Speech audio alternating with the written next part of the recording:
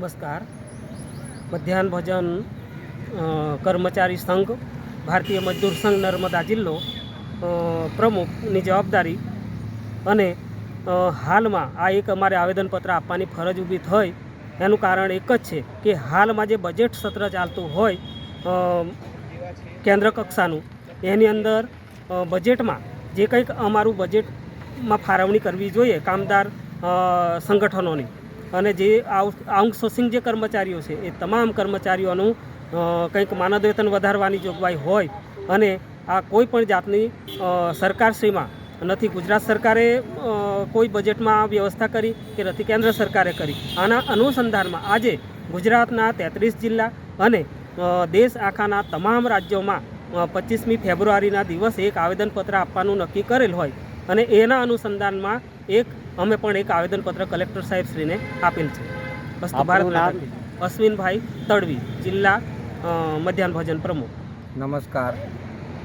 આજ રોજ અમે તારીખ 25/2/2026ના રોજ ભારતીય મજદૂર સંઘ અખિલ ભારતીય અધિવેશન જગન્નાથપુરી 6, 7, 8 ફેબ્રુઆરી આખા રાષ્ટ્રીય લેવલે અધિવેશન મળ્યું હતું, અને ત્યાં એવું નક્કી કરવામાં આવ્યું કે રાષ્ટ્રવ્યાપી અને રાજ્યવ્યાપી 25/2 આવેદનપત્ર આપવું કે ભારતીય મજદૂર સંઘમાં ટ્રેડ યુનિયનો, સ્કીમ વર્કરો, આઉટસોર્સિંગ, અસંગઠિત સંગઠનો કામ કરે છે, માનદ વેતન ધારકો કામ કરે છે, તો તેમનું કેન્દ્ર સરકારે બજેટમાં કંઈ નથી લીધું તથા રાજ્ય સરકારે પણ કંઈ જ નથી લીધું. તો 25/2 વિરોધ માટે આવેદનપત્ર આપવું, જેવા કે મધ્યાહન ભોજન યોજના, આંગણવાડી, આશા વર્કર, વિદ્યુત, એસટી, આવા વિવિધ યુનિયનોએ આજે દરેક જિલ્લાઓમાં અને દરેક રાજ્યોમાં આવેદનપત્ર આપ્યું, અને આવેદનપત્રમાં અમારી કંઈ ને કંઈ વિવિધ માગણીઓ છે.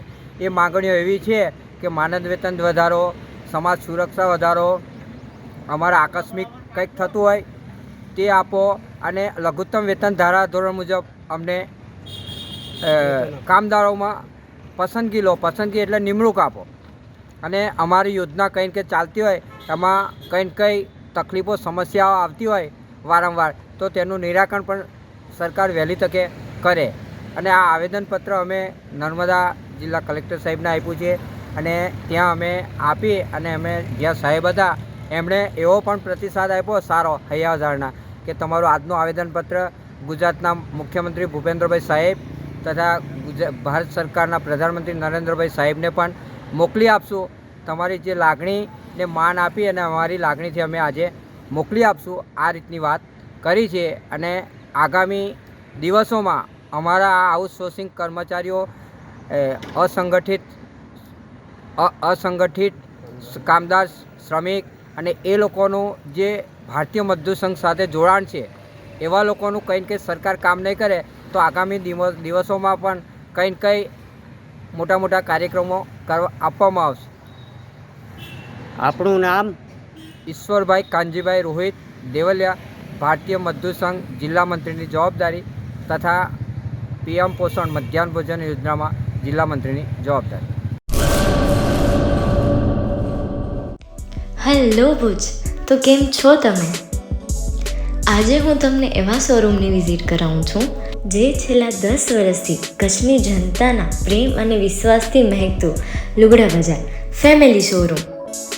આ શોરૂમમાં સ્ટાર્ટિંગ પ્રાઇસ 399થી છે, જેમાં kids wear, girls wear, boys wear અને જેન્ટ્સ વેર અને લેડીઝ વેરમાં પણ ન્યૂ વેરાયટીવાળું કલેક્શન પણ જોવા મળી રહેશે. અને જેન્ટ્સ માટે વેડિંગ કલેક્શન અને કુર્તા કલેક્શન પણ બહુ જ સારું છે. એનિમલ મૂવીનો પાર્ટ 2 આવે કે ના આવે, પણ એનાથી પહેલાં અમે લઈ આવ્યા છીએ લુગડા બજાર પાર્ટ 2, જેમાં તમને કિડ્સ વેરમાં વિન્ટર વેર સમર કલેક્શનનો ન્યૂ સ્ટોક આવી ગયો છે. લેડીઝ વેરમાં પણ ન્યૂ ડિઝાઇનમાં kurti, top and coat set best price थी स्टार्ट થાય છે. तो जेंट्स वेयर में भी मिल जाएगा boss. Leather, jacket, brand pants and check shirts, formal shirts, track pants પણ બેસ્ટ થી બેસ્ટ પ્રાઇસ સાથે.